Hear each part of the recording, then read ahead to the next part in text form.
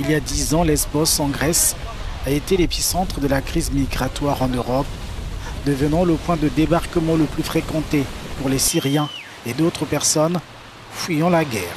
Shoaib Shank, un réfugié pakistanais, fait partie de ceux qui ont fait le voyage.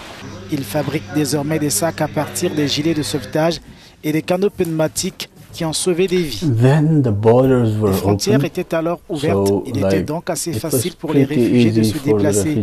J'ai eu l'occasion de le faire aussi, mais je ne savais pas où aller.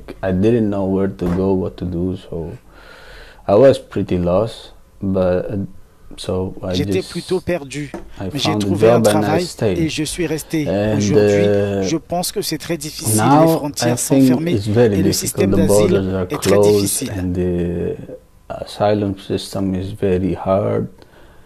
Stratos Valamios a participé à de nombreux sauvetages. Ce pêcheur a reçu des récompenses internationales pour son action.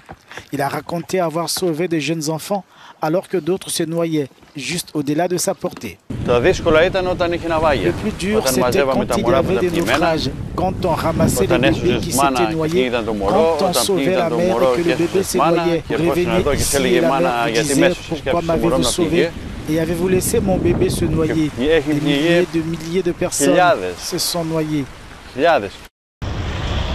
d'1 million de réfugiés et de migrants ont atteint la Grèce entre 2015 et 2016.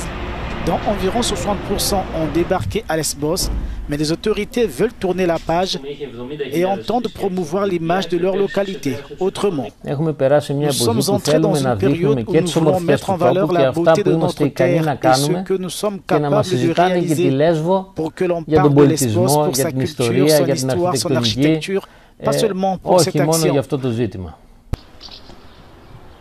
Selon l'Agence des Nations Unies pour les réfugiés, plus de 1200 migrants sont morts ou portés disparus.